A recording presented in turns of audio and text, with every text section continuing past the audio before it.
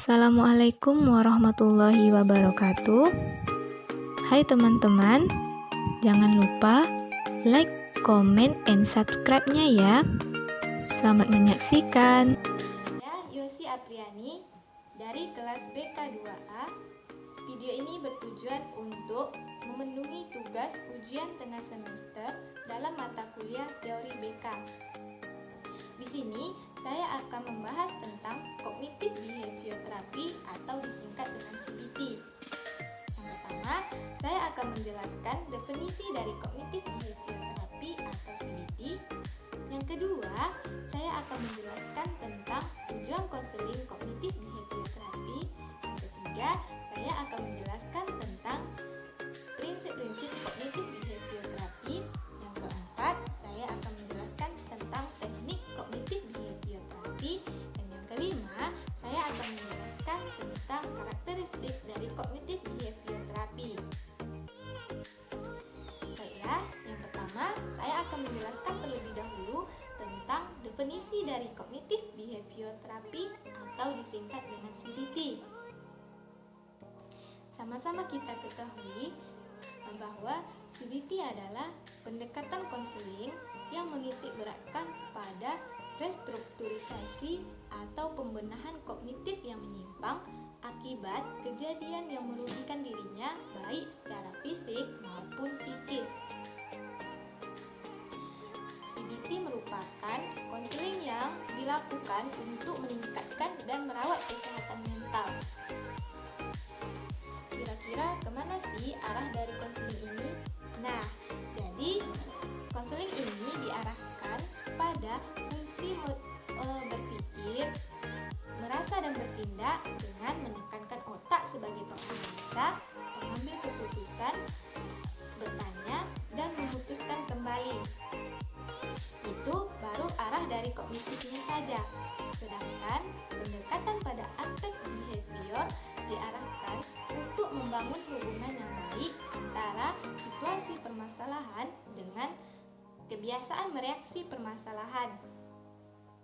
Tujuan dari CBT yaitu mengajak individu untuk belajar mengubah perilaku, menenangkan pikiran dan tubuh sehingga merasa lebih baik, berpikir lebih jelas dan membantu membuat keputusan yang tepat.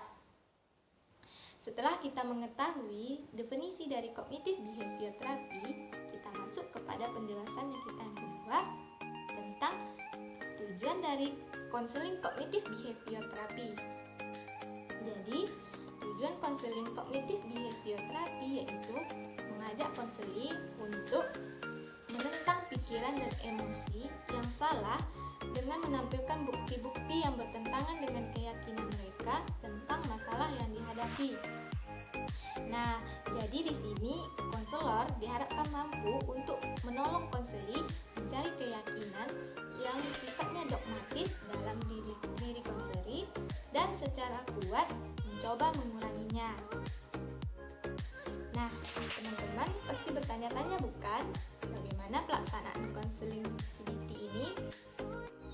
Saya akan memberitahu kepada teman-teman bagaimana pelaksanaan konseling CBT ini. CBT dalam pelaksanaan konseling lebih menekankan pada masa kini dibanding masa lalu. Akan tetapi, bukan berarti mengabaikan masa lalu ya teman-teman.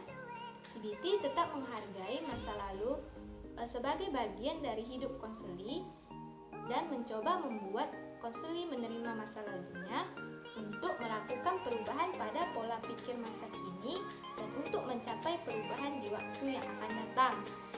Yang harus teman-teman ketahui adalah CBT lebih banyak bekerja pada status kognitif saat ini untuk diubah menjadi status kognitif negatif menjadi status kognitif positif.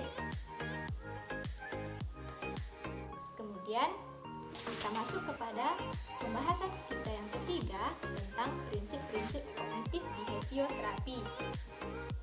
Di sini terdapat beberapa prinsip dalam Cognitive Behavior Therapy dan saya akan menjelaskan 3 dari beberapa prinsip tersebut. Prinsip yang pertama, Cognitive Behavior Therapy didasarkan pada formulasi yang terus berkembang tentang permasalahan konseli dan konseptualisasi kognitif konseli. Yang kedua, kognitif behavior therapy didasarkan kepada pemahaman yang sama antara konseli dan konselor terhadap permasalahan yang dihadapi konseli. Prinsip yang ketiga, kognitif behavior therapy memerlukan kolaborasi dan partisipasi aktif. Kemudian kita masuk kepada pembahasan kita yang keempat tentang teknik kognitif behavior therapy atau CBT. Ada beberapa teknik dalam kognitif behavior therapy dan saya akan mengambil 3 dari beberapa teknik tersebut. Yang pertama, CBT. Yang pertama, menata keyakinan irasional. Yang kedua, biblioterapi, menerima kondisi emosional internal sebagai sesuatu yang menarik ketimbang sesuatu yang menakutkan. Yang ketiga, mengulang kembali beragam pertanyaan diri dalam role play dalam konselor. Dan pembahasan kita yang terakhir yaitu tentang karakteristik kognitif behavior therapy. Dan saya akan mengambil 4 dari karakteristik kognitif behavior therapy tersebut. Yang pertama, CBT didasarkan pada model kognitif dari respon emosional. Yang kedua, CBT lebih cepat dan dibatasi waktu. Ketiga, hubungan antara konseli dengan terapis atau konselor terjalin dengan baik. Yang keempat, CBT memiliki program yang terstruktur dan terarah.